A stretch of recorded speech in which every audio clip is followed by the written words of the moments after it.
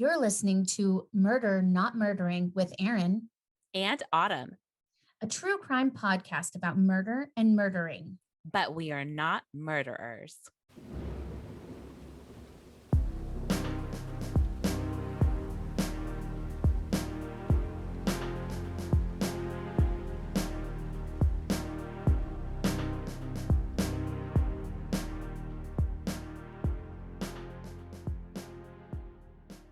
Yeah. No. Welcome back to Murder Not Murdering with Autumn, And Erin. the coolest podcasters you know. Or maybe the only podcasters you know. I don't know your life. Who knows your life? I don't Not know us. their life. Not us. We don't know. Well, you guys, I successfully got Autumn to welcome us back in. She's a bully. Forcibly, because I just won't speak. So somebody has to do it. And it's Autumn. She's a bully. All right. Well, over this last weekend, like we talked about before, I was in our White Center Pride festival that we have every year. And I have to say, it was the most fun I have ever had in my entire life DJing. I thought you were going to say in your entire life. And I was going to say, wow. Yeah. Well, it was so much fun though. Like I've never I mean, there was a wonderful crowd of people and I usually plan everything so detailed and I just went up there with not a plan at all and DJ'd out of my heart and it was just so much fun. There was like a sing-along portion and everybody was participating. Then I had skaters out there and they were all up on a giant stage skating. It was just really, really fun. I know Autumn posted a video on our Instagram page of it, just I showing did. you a glimpse into the other side of my life. I talk about murder and play music for people. So, yeah, those are my things. Oh, and, like a mom, business owner, et cetera, but Et cetera, et cetera. a little bit of everything. Anyway, it was just amazing. It was such an incredible turnout, and it rained part of the morning, and I didn't know what to expect. And then it cleared up right before we had go-go dancers and DJs on, and the drag queens that we had earlier in the day, like, went out there and fucking busted it out for all of the people in the rain. It was magical. And the fact that the crowds were still just as big and people braved that just to be at that pride celebration was incredible. And I love my neighborhood and I love my community and it was just awesome. I love that for you. Also, speaking of events, the Oh. World Cup is about to happen Oh, I here. was like, where is this going?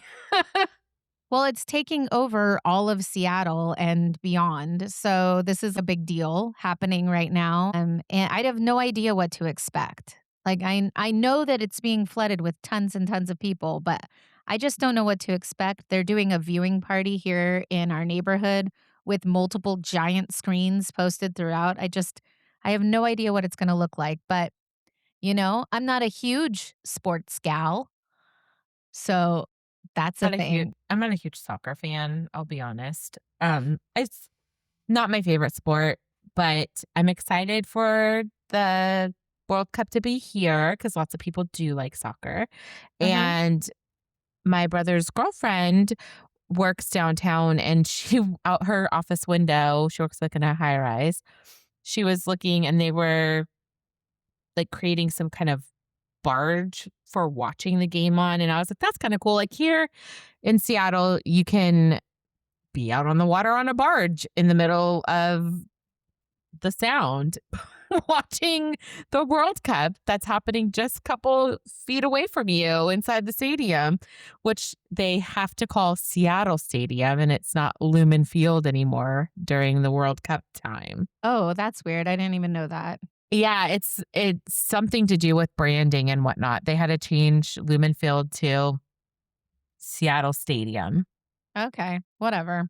I'm not a big sports fan, but I love being at sports. I like being like part of the camaraderie, that part I enjoy.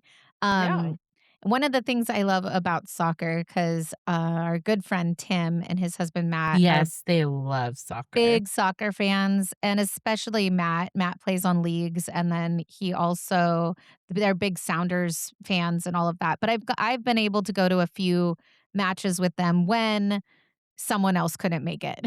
Then they call me because I live close by. So it's just so fun. I love all the songs. I love all of that. I love Ted Lasso, so I like soccer sort of. Um, but anyway, I love all of the camaraderie of it. I love all of that part. I also love that soccer can be really shady too. That part I like. So I'm excited about what's coming up. And I think hopefully it'll be a really great thing for our city. And yeah, that's something that's happening soon. But even beyond that, it's still Pride Month, which is it's June if you're listening, and who knows what time you're listening. Could be 3 years from now. Oh, no one knows.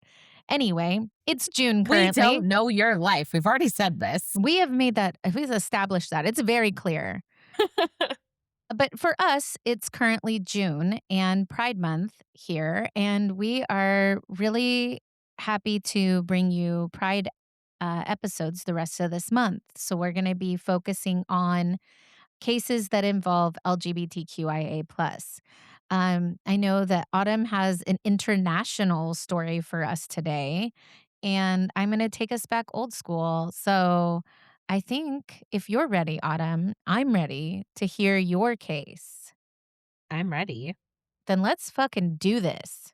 Let's do this. It's a very sad one, obviously, but Yeah, it's also murder. very important. And it starts off in the 80s, which is kind of my jam. And then it brings us to actually last month, May 2026. Snap. Okay. So here we are, guys. Get ready. This, I'm going to call it The Cliff at North Head, the Ooh. death of Scott Johnson. December 1988, Sydney, Australia.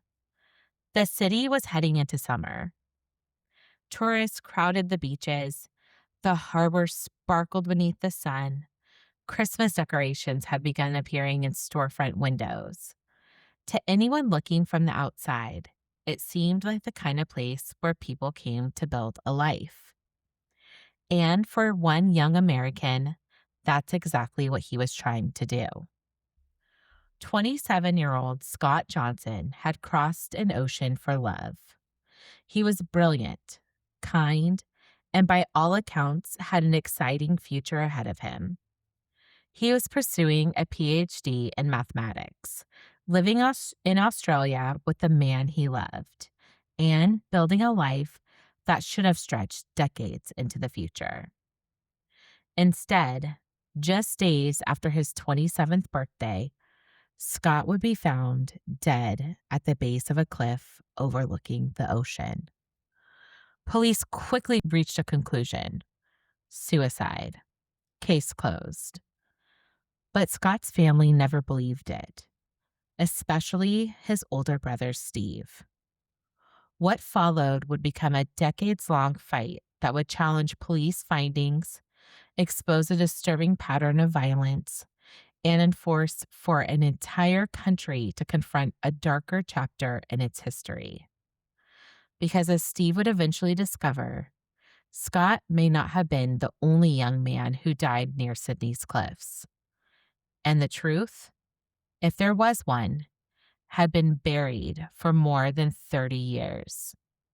This is the story of Scott Johnson. Scott Russell Johnson was born on November 27, 1961, in Los Angeles County, California. From an early age, he was known for being exceptionally intelligent. But when people talked about Scott, they rarely started with his intelligence. They talked about his warmth, his curiosity, his sense of humor, the way he connected with people, the way he made them feel seen. He loved mathematics, but he wasn't the stereotype of a detached academic buried in books. Friends described him as thoughtful and engaging. He was the kind of person who could spend hours discussing complicated ideas and then just as easily laugh over dinner with friends. In 1983, Scott moved to England to study mathematics at the University of Cambridge. It was there that he met a man named Michael None. Michael was an Australian musicologist. The two fell in love.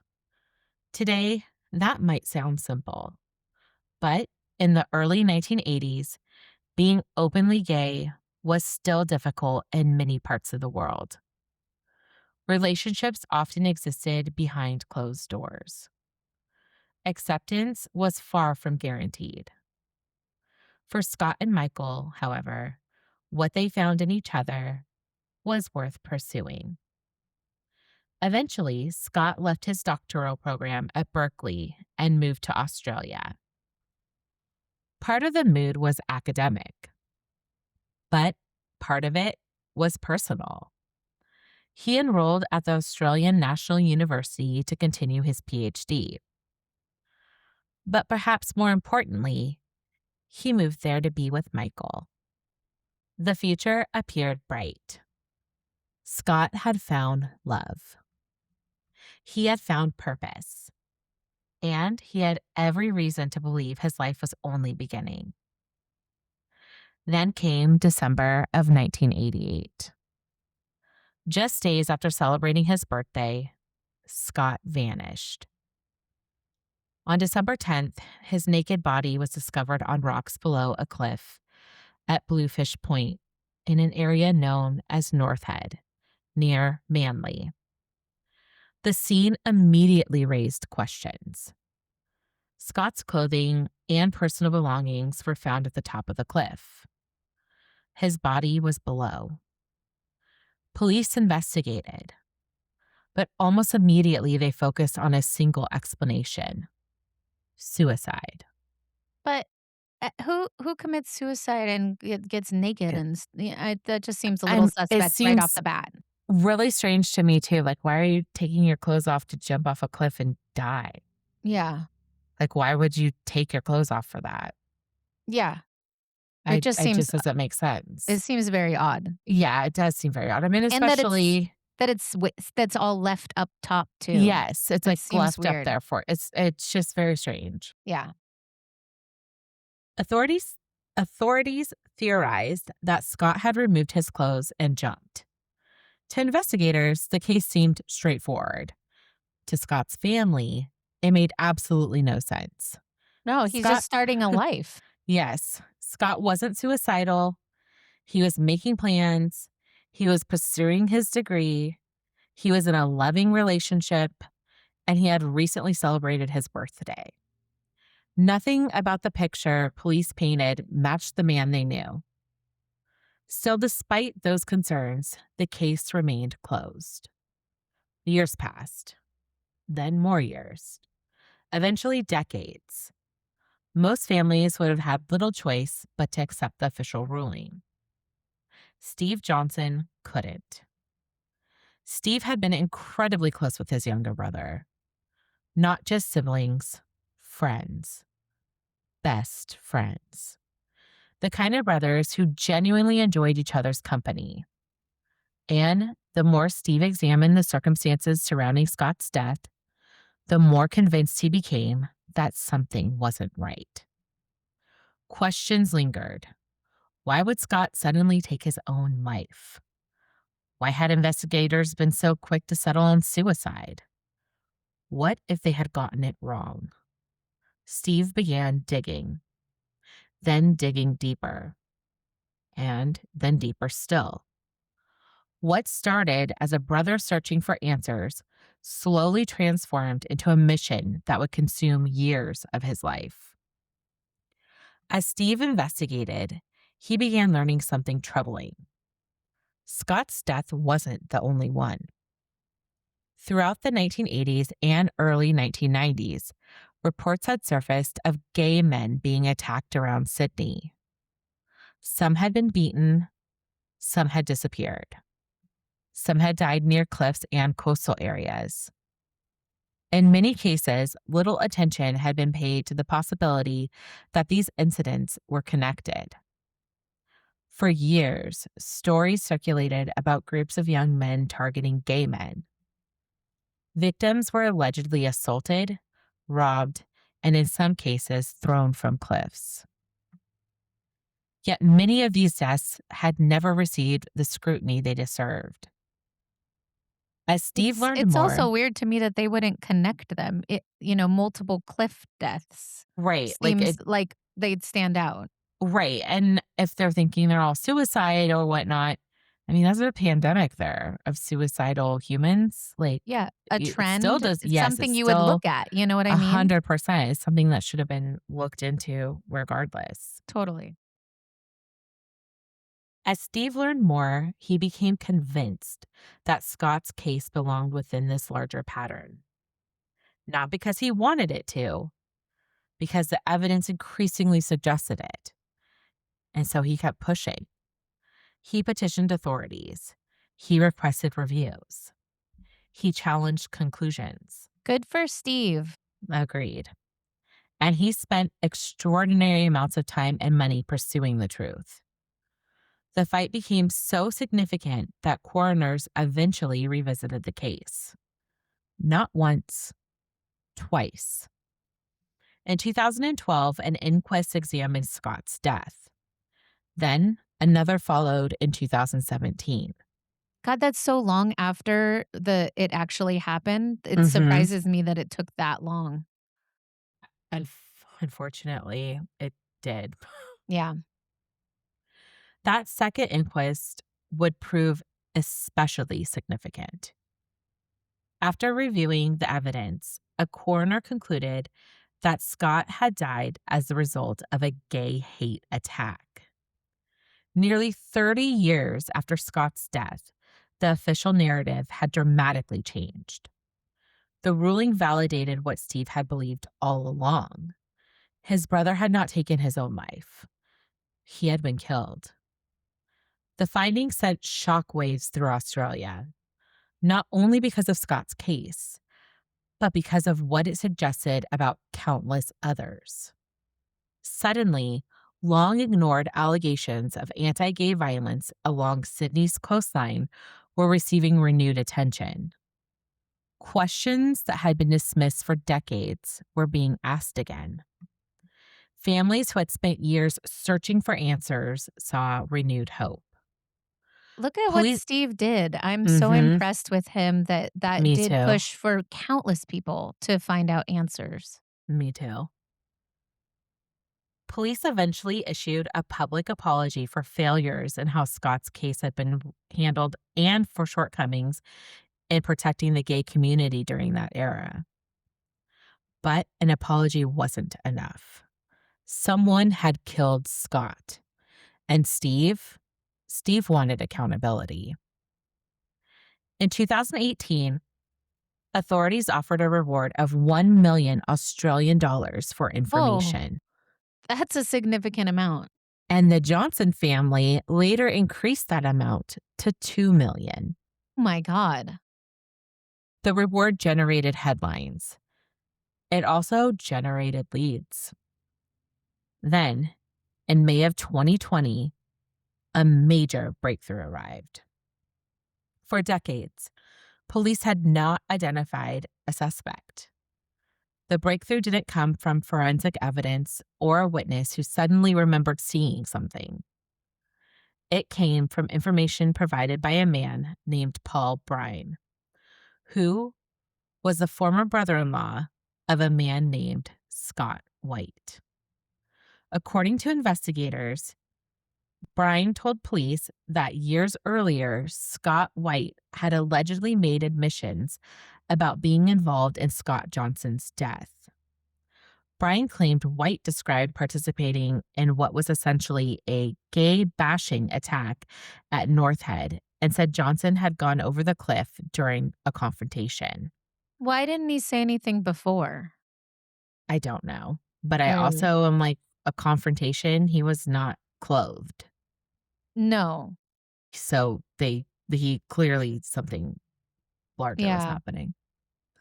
Not by his choice, like, obviously. Yes. That information became particularly important after the 2017 coroner's finding that Scott Johnson had likely died in a gay hate attack. Police began re examining old leads and interviewing people connected to the area and the social circles involved at the time. Police arrested Scott White. For Steve Johnson, the moment was overwhelming. More than 31 years had passed. 31 years of questions, 31 years of frustration, 31 years of refusing to quit. When speaking publicly about the arrest, Steve described Scott as his best friend. And for the first time in decades, it seemed possible that answers were finally within reach. The case moved through the courts. In January 2022, Scott White changed his plea and admitted guilt in Scott Johnson's death. The admission stunned observers. For years, the case had appeared unsolvable. Now, there was a confession. Scott White was convicted of murder. Later that year, he was sentenced to prison. Yet, the legal proceedings weren't over. Questions emerged surrounding the plea itself. White later withdrew his guilty plea. His murder conviction was overturned on appeal.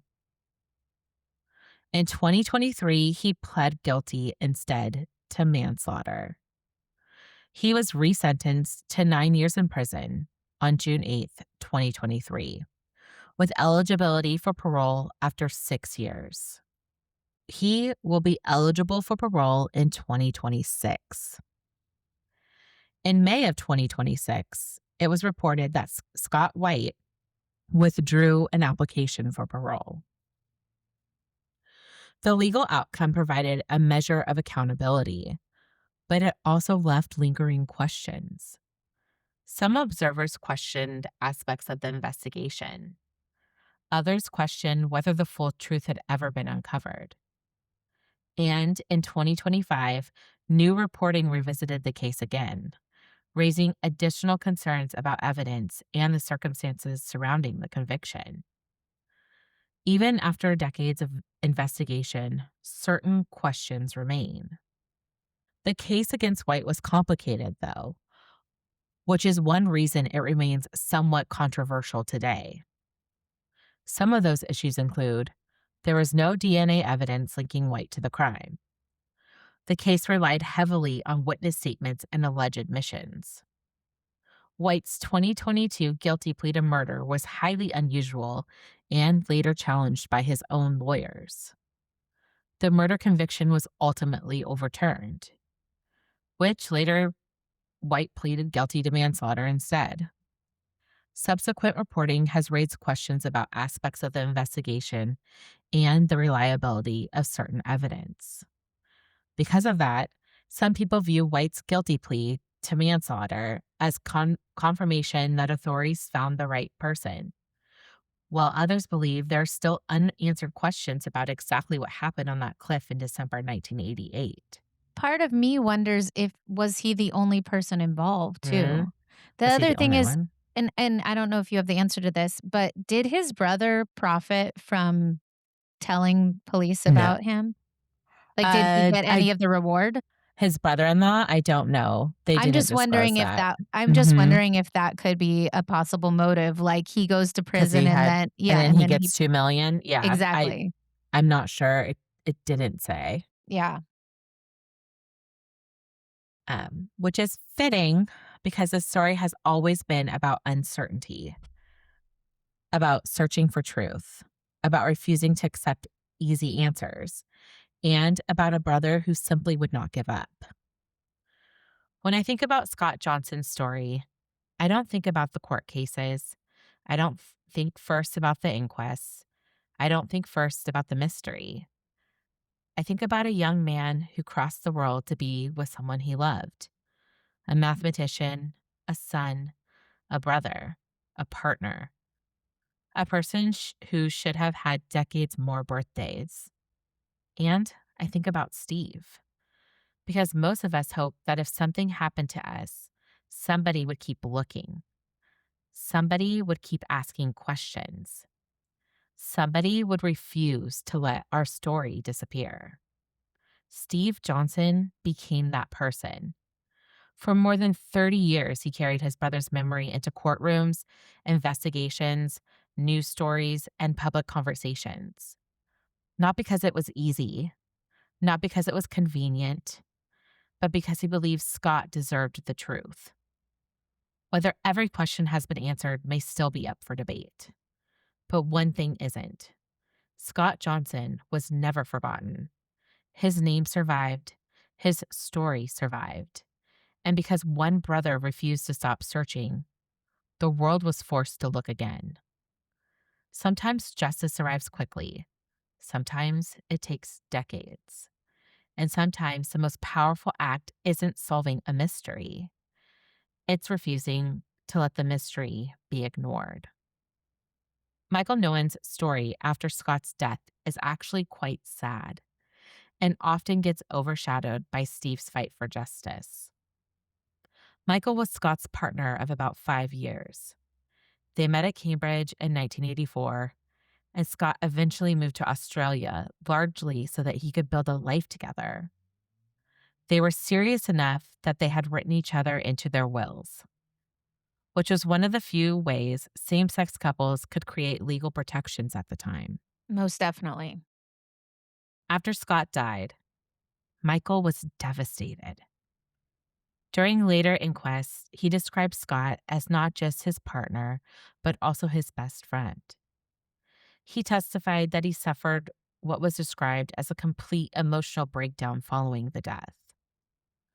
One detail that really illustrates the climate of the late 1980s is that Michael initially told police they were very good friends rather than lovers. That's so He later, sad. it is sad. It breaks my heart. He later explained that he was worried if investigators knew Scott was gay, they would simply assume it was suicide and stop investigating. Over time, Michael and Steve Johnson developed a very strained relationship. They disagreed about what happened to Scott, and there were accusations and tensions that lasted for decades. Eventually, they stopped working together on the case. As for Michael's later life, he continues his academic career as a musicologist. He worked in Hong Kong, New York, and later Massachusetts. He eventually became chair of the music department at Boston College. According to a 2025 profile, he lives in Massachusetts with his husband, whom he married years later.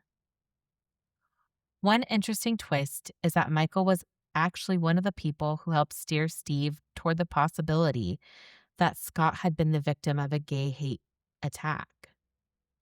After learning more about the gay bashing murders being re-examined in Sydney, Michael suggested that Scott's death might fit that pattern, which helped reignite Steve's pursuit of the case. Scott Johnson crossed an ocean to build a life with the man he loved. Instead, less than 3 years later, Michael Nolan found himself identifying Scott's body and trying to explain to police a relationship that, at the time, many people still felt had to be hidden. In conclusion, love is love. My sources were Wikipedia, ABC News, The New Yorker, The Boston Globe, BBC News, 9 News, and Deadline. You know what about that case that I feel like I have so many more questions. Me Like, too. it doesn't feel resolved to me. No, it doesn't. And And that's it's like, how are they frustrating. connected? Was he part of that group that was killing the other young gay men at the time? It just seems Well, that's the part that I so wanna know. unresolved. And Well, and he was only convicted, right, of just yeah, Scott's murder. So the just question Scott's is, murder. what about the other cases that are linked, that are similar MOs? What's going, like, that just Mhm. it makes me. Those families deserve justice as well. And I still wanna know, did the brother-in-law get some of that reward money? Because Mhm. that's another question of could there also be some form of, motivation for confession? Mhm. if there was I a agree. monetary. I don't know. It all seems a little bit it's all weird. I mean, It is. good for Michael and good for Steve for fighting to try to find Mhm. more answers. And it sucks that it was just like, this is what it is, and everybody moved on, and it took till what was the first one? 2013 before Yeah, they 2011, yeah.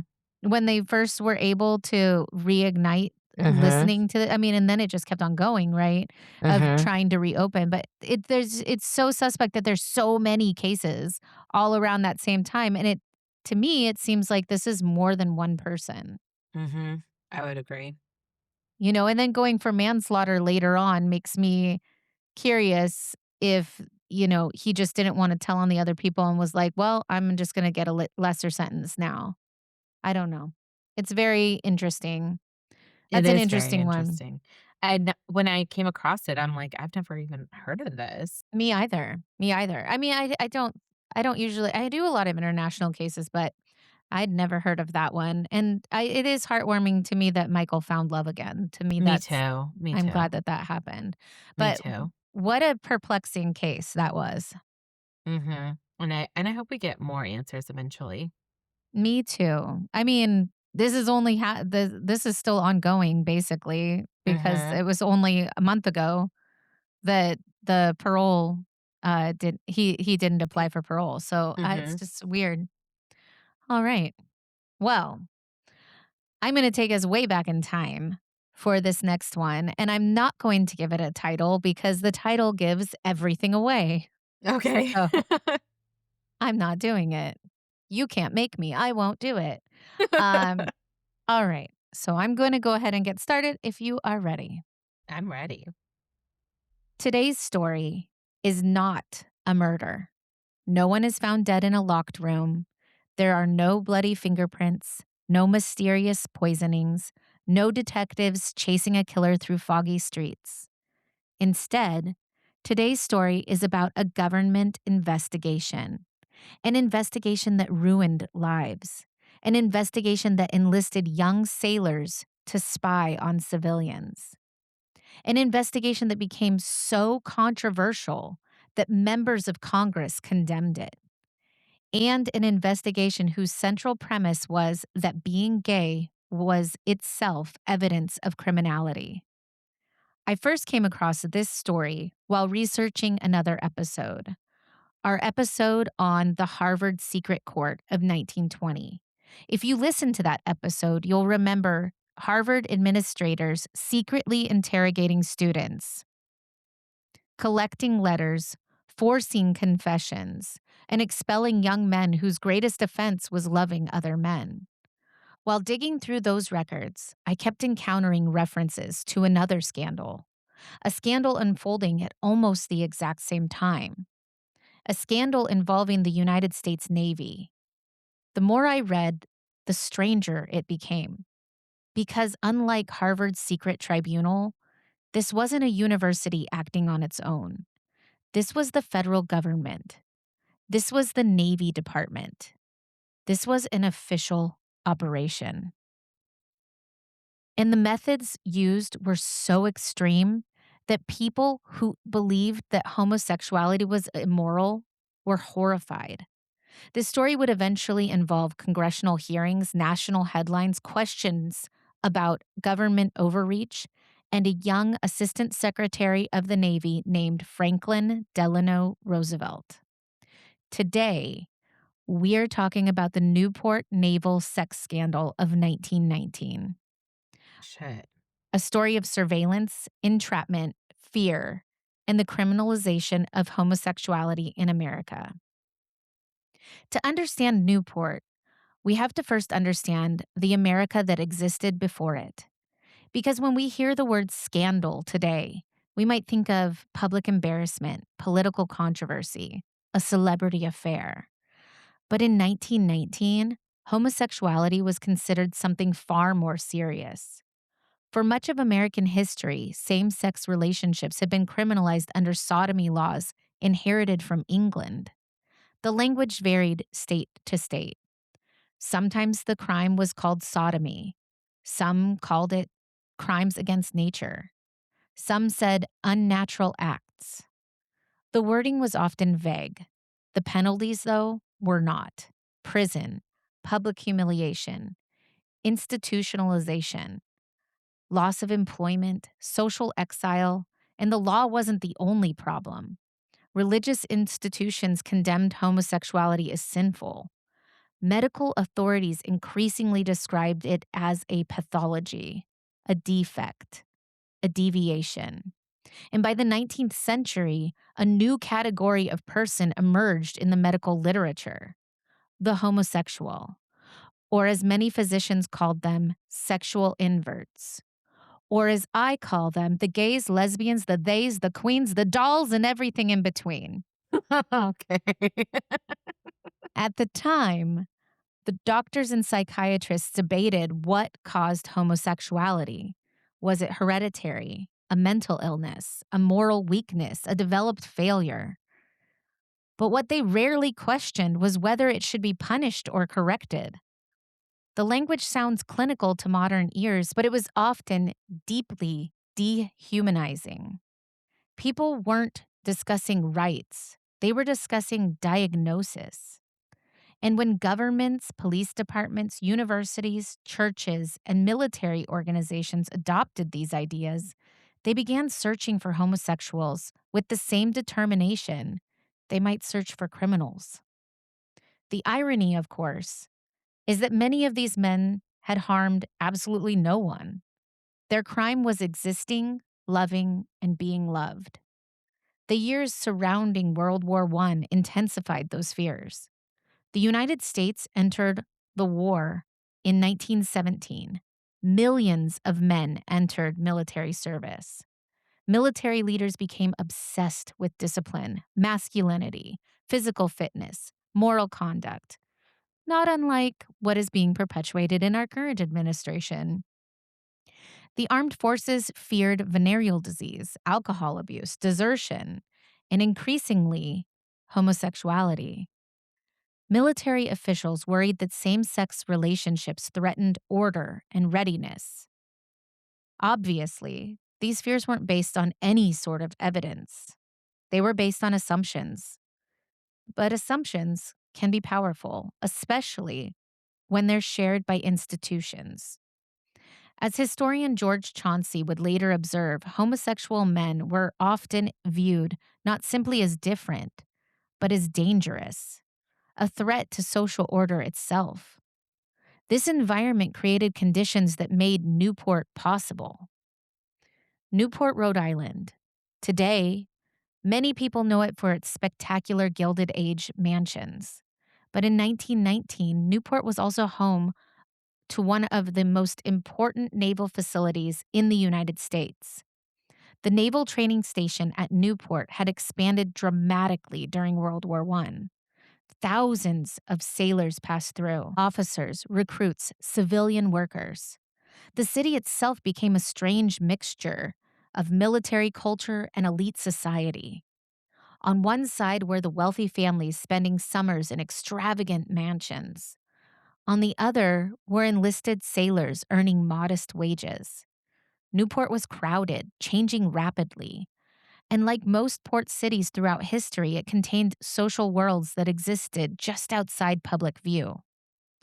Among those worlds was a small network of men who socialized together. Some were civilians, some had military connections, some attended gatherings, exchanged letters, and formed romantic relationships. Many believed they were living quietly, discreetly, perhaps carefully enough to avoid attention. And sadly, that assumption was wrong. The origins of the investigation are still debated. Rumors circulated through Newport for years, stories about inappropriate conduct, whispers about gatherings, accusations involving local organizations, claims involving sailors and civilians. And by 1919, Navy officials had become convinced that a substantial homosexual network existed in Newport. Whether that network was as extensive as investigators claimed remains an open question. What is not disputed is what happened next. Instead of relying on ordinary police methods, officials devised a plan, and that plan would become one of the most controversial undercover operations in American history. The Navy selected young enlisted men. These men were instructed to infiltrate Newport's suspected homosexual community. They were expected to gain trust, make contacts, attend gatherings, accept invitation, build relationships. The stated purpose was to collect evidence. But what investigators meant by evidence would soon shock Congress and eventually much of the country, because gathering evidence did not simply mean observing behavior, it meant participation. Imagine being a 19-year-old sailor. Your superior officer tells you that there is homosexual activity occurring in Newport. You're ordered to investigate. You are told to identify suspects, obtain proof, and then you're sent into private homes, private conversations, private relationships. The sailors were not merely observers. According to later testimony, they were expected to allow situations to develop, to encourage interactions, to gain confidence, to gather information firsthand. The operation expanded. More names appeared, more reports were written, and investigators would become convinced that they were uncovering a vast hidden world. What many of them failed to recognize was that the methods themselves were creating serious ethical questions, questions that would eventually overshadow everything else. Questions like, how far should an investigator go? Can a government agent participate in the conduct they're investigating? At what point does the investigation become entrapment? And if a crime only comes to light because the government actively facilitated it, what exactly is being proven? Right. And those questions are coming. But first, the investigation would grow, and with it, a list of targets. Among the figures who would later become central to this scandal was Erastus Hap Crandall. Crandall was well known in Newport social circles. He would eventually become one of the most recognized names associated with the case. Investigators viewed men like Crandall as central figures in a hidden network. But as we see through much of this story, the evidence collected by investigators reflected their own assumptions, or maybe hidden inclinations and bias. Ordinarily, human connection was reinterpreted through the lens of criminal investigation. And once investigators began looking at evidence everywhere, they found it everywhere, whether it truly existed or not. This is a pattern that we see throughout history. During the Salem witch trials, the Lavender Scare, the Red Scare, the Harvard secret court, and now Newport. When authorities begin with a conclusion, evidence often follows, not because it exists, but because investigators became determined to find it. They would write down a conversation and condemn someone. I mean, that's how crazy this went. As the summer of 1919 progressed, reports piled up. Names accumulated, suspicions deepened, and the Navy believed it was really uncovering something significant. The men being investigated likely had little idea of what had been happening around them. Some may have noticed new faces. Some may have even felt watched. Most probably never imagined that young sailors had been assigned to infiltrate their lives. What began as a rumor was becoming a full-scale operation, and soon arrests would follow. One undercover sailor later testified that his orders were clear. He was to gain the confidence of the suspects, not frighten them, not expose them, gain their trust, become accepted, blend in. And I find this part especially heartbreaking and difficult because they're playing with people's lives. And on both sides, the sailors and the victims would have irreparable damage. The sailors adopted different approaches. Some presented themselves as lonely recruits. Others portrayed themselves as men looking for companionship. Some simply accepted invitations and waited. The goal was always the same: get close enough to gather evidence. But then came the question that would haunt the investigation. What happened if a suspect made a sexual advance? According to testimony and investigative records, the answer was deeply troubling. The sailors were expected to continue, to allow interactions to proceed, to avoid revealing themselves, and to obtain proof. In some instances, sailors later acknowledged participating in sexual activity as part of their assignments. Remember, this was an official investigation. The exact details varied from witness to witness, but the broader picture was unmistakable. The Navy had authorized a form of undercover work that required operatives to engage in the very conduct they were investigating. Hmm. Even by standards of 1919, this was controversial. One congressional critic later summarized the issue in blunt terms. The government had effectively instructed young sailors to commit acts that they were simultaneously told were immoral and criminal. Think about that contradiction. Officials argued that homosexuality presented a threat to the military discipline, yet those same officials ordered sailors to immerse themselves in homosexual circles. Officials argued that such conduct was dangerous, yet investigators expected them to participate when necessary. Officials claimed that they were protecting morality, and yet they created circumstances many critics believed was fundamentally immoral.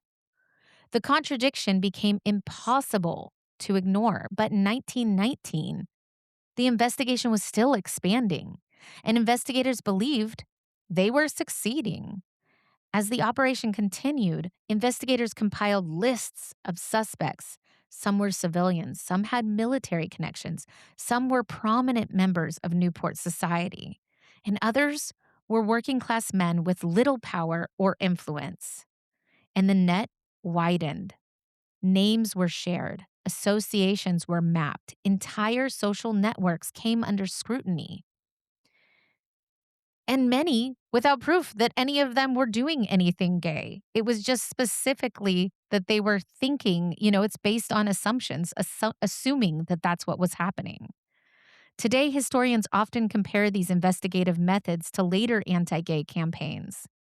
And the logic was remarkably similar: identify a community, place it under surveillance, encourage informants, collect names, expand the investigation, and treat association as evidence.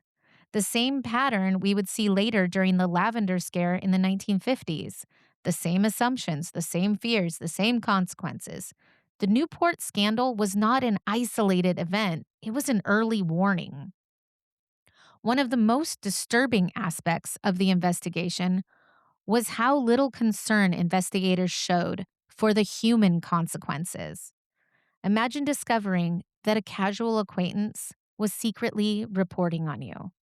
Imagine learning that private conversations had been documented, that your friendships are cataloged, that your social life became government evidence.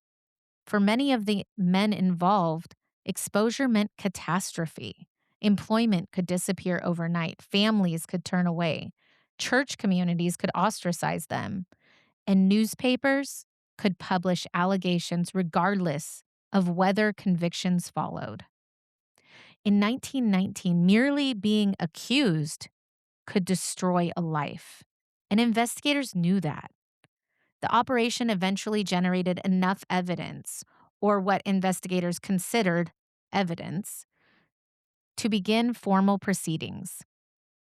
People were arrested, charges were filed. The investigation moved from secret reports to public accusations. For many of the accused, the worst moment was not the courtroom, it was exposure. The sudden collapse of privacy, the realization that their names had officially entered records. Among the most significant figures to enter the story was a relatively young government official named Felix Frankfurter. At the time, Frankfurter served in the Department of Labor. Decades later, he would become one of the most influential justices in American history. But in the early 1920s, he was already known as a brilliant legal thinker. When Frankfurter reviewed the details of the Newport investigation, he was appalled. It's important to understand what made his reaction remarkable. Frankfurter was not a modern LGBTQ activist. He was not arguing that homosexuality should be accepted. His criticism focused on the conduct of the government. Even by standards of the era, he found the Navy's methods indefensible. In a memorandum that would become famous among historians, Frankfurter wrote, "It would be difficult to conceive of a more revolting proceeding." Those words landed like a bomb, not because they defended homosexuality, but because they condemned the government's tactics. And Frankfurter continued. He criticized officials for encouraging behavior they simultaneously claimed to oppose. He questioned whether the investigation had manufactured evidence rather than discovered it. I mean, they were encouraging these people to seek this out, to create these things. And perhaps most importantly, he challenged the idea that such methods could be justified in a democratic society. To Frankfurter, the issue was much larger than Newport. It was about government power. What happens when authorities become convinced that a particular group poses a threat? What limits remain? What protections survive? Frankfurter's criticism reflected growing discomfort among observers who had no sympathy for homosexuality, but nevertheless believed the Navy had gone too far. One lawmaker summarized the dilemma. If these acts were so reprehensible, why had government agents been instructed to participate in them? The hearings also exposed another uncomfortable reality. Many of the accusations depended heavily on testimony from undercover operatives. This created obvious credibility issues. The same individuals who had been instructed to obtain evidence were now serving as key witnesses. Meanwhile, the men at the center of the scandal experienced consequences that often went unrecorded. This is one of the challenges historians face today. Government records preserve the voices of the investigators. Newspapers preserve the voices of commentators. Congressional transcripts preserve the voices of officials. But the accused are often harder to find. Many disappeared from historical records. Some moved away. Some changed their names. And some simply stop appearing in documents altogether. We know that their lives were disrupted. We know their reputations were damaged. We know careers suffered. But the personal aftermath frequently remains hidden. And in some ways, that's part of the tragedy. Queer history is often preserved through the records of people who sought to suppress it. Police reports, court files, investigative memoranda, government surveillance. The people themselves are harder to hear. Their stories survive only in fragments. As criticism intensified, the Navy found itself in an increasingly defensive position. Officials argued that extraordinary measures had been necessary. They insisted that the investigation uncovered a genuine misconduct. They emphasized concerns about military discipline, yet every defense seemed to create another question. Why were sailors selected? Who approved these methods? Who supervised this operation, and who accepted responsibility?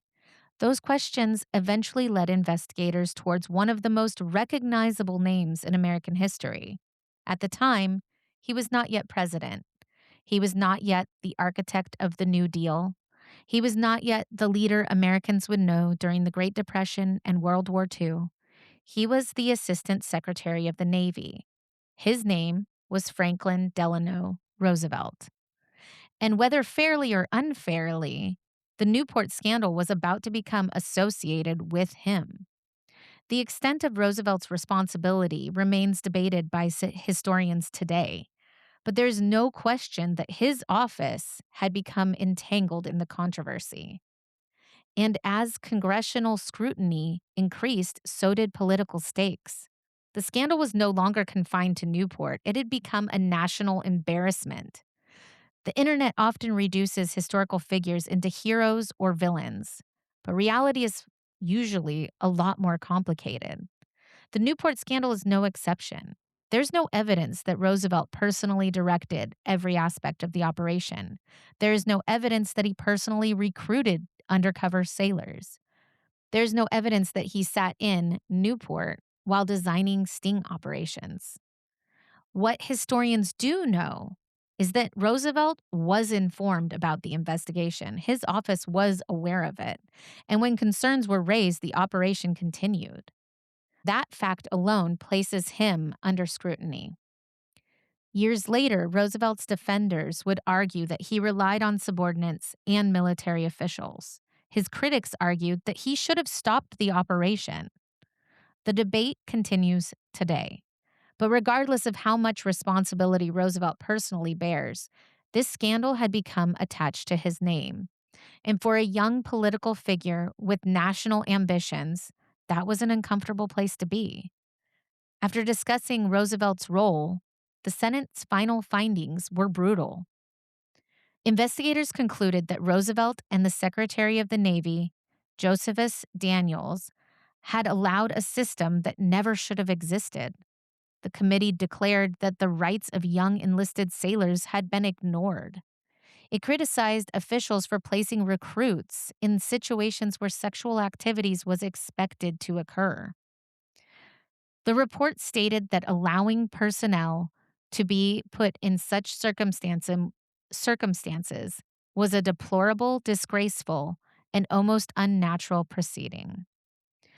The committee also criticized the treatment of the accused. And this part upsets me. Many men had been imprisoned for months before receiving formal hearings.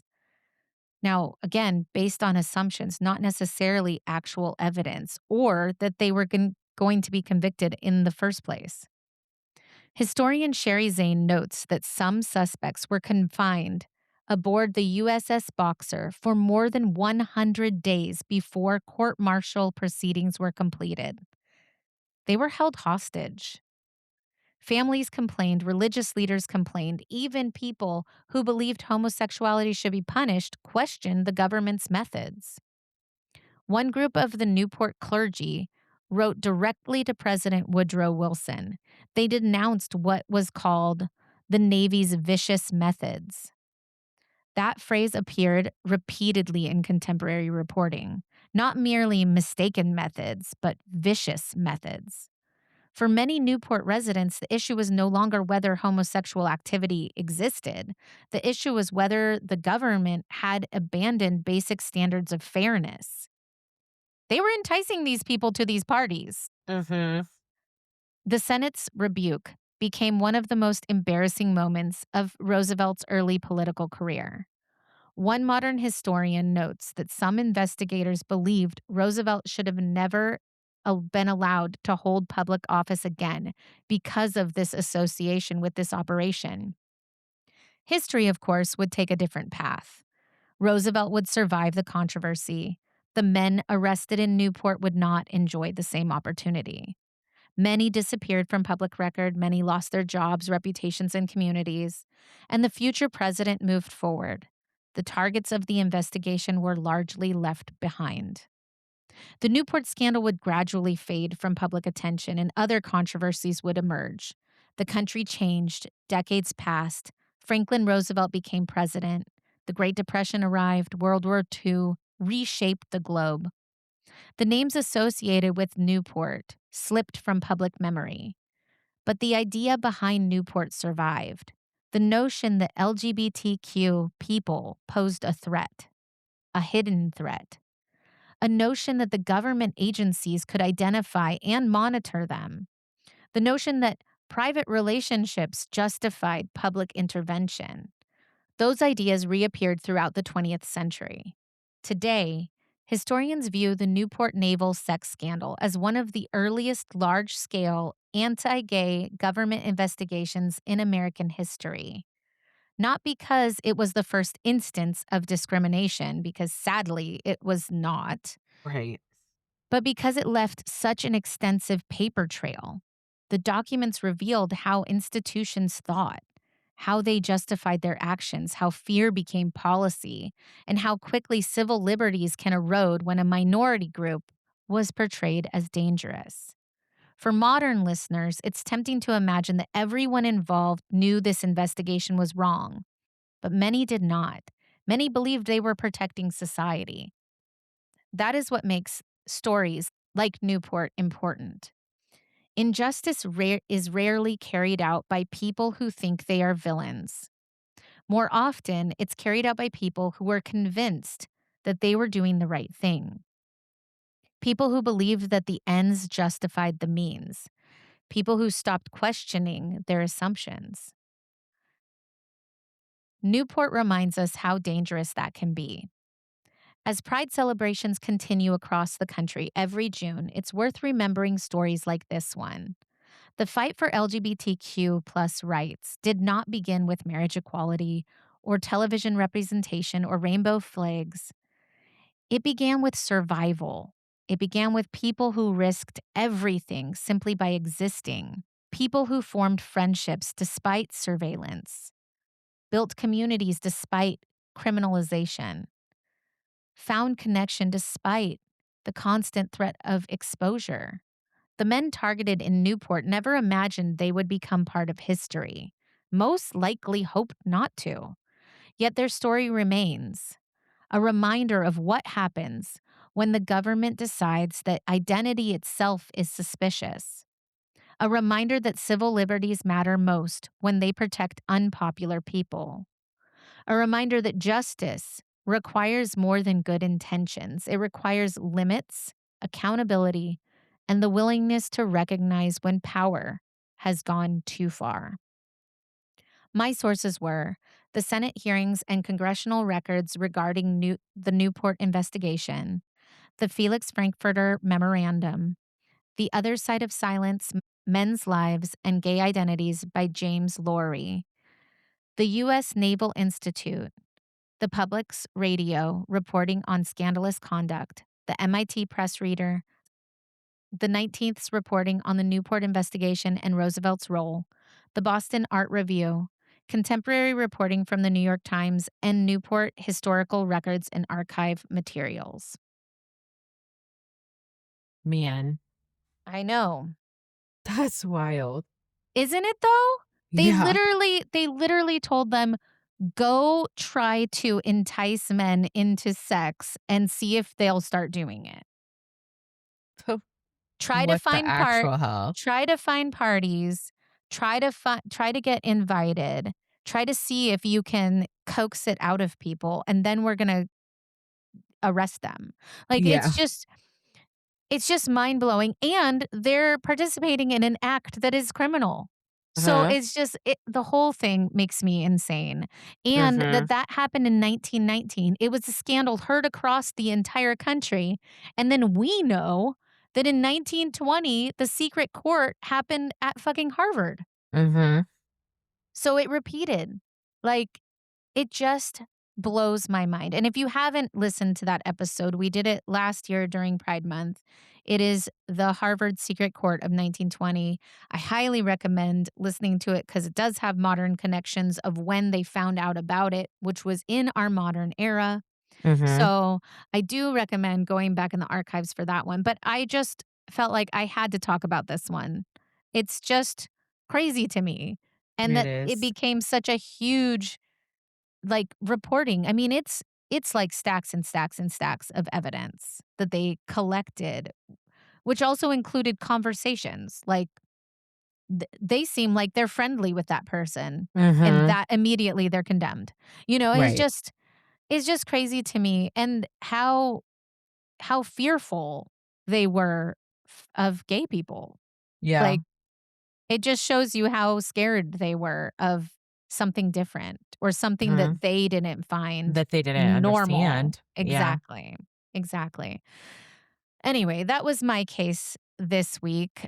We will be back with new episodes out on Monday. I have some info for you. Oh, I dug a little deep while you were telling me your story, and the reward money has not gone to anybody yet. thank you. I needed to know that. That was going to It drive me crazy. I guess Steve is petitioning for it to go to the killer's ex-wife, um, the wife of the brother-in-law, because I guess Oh, she's the one that was pushed it. questioning a lot of it. So that's Oh, what he wants to happen. And I also found out that Steve Johnson is loaded. He was part of the tech companies in 1990s and sold part of his company to AOL. So he got like wow. millions and millions and millions and millions of dollars. So that was another thing I did not know. Well, that's good to know, especially because, I mean, when you said that the family added an additional million, I was like, where the fuck did they get that kind of Yeah, money? like where did that come from? Well, now we know. Now we know. But here's another thing that goes to show you that it doesn't matter how much money you have, it doesn't necessarily mean you can find the answers that you want, Mhm. right? I mean, it was helpful for sure, Right. but again, your case left me with more questions than I answers. know, me too. I hope we get to find out more sometime. Yeah, and at least a connection to the other cases. I guess a Disney documentary is gonna be done on this case, so maybe we'll get more answers. Yeah, I hope so. We'll also let you know when that documentary comes out, and I'm sure we will Yes. discuss it on air. I Um, would think we would. yeah. Again, real quick, new cases always come out on Mondays. Do follow us on Instagram at Murder Not Murdering. We're also on TikTok, mnn.pod. We're on Reddit as well at Murder Not Murdering. And, reach out to us, talk to us. We're always willing to hear cases that you want to hear about. And thank you so much for listening to us and supporting us. It really means a lot that, I just ran into somebody at Pride actually who was like, I was just listening to your podcast. That's to me, That's that's so so cool. it's so heartwarming because Yeah. we're behind a computer. We don't necessarily know who's listening out there. And it's Mhm. definitely means a lot that you do care enough to listen to us ladies jabber about murders. So we Thank appreciate you. you. Yes. Yes, thank you. And happy Pride Month. And we're going to be back, like I said, on Monday. Thanks for listening. See you next week. Bye. Bye.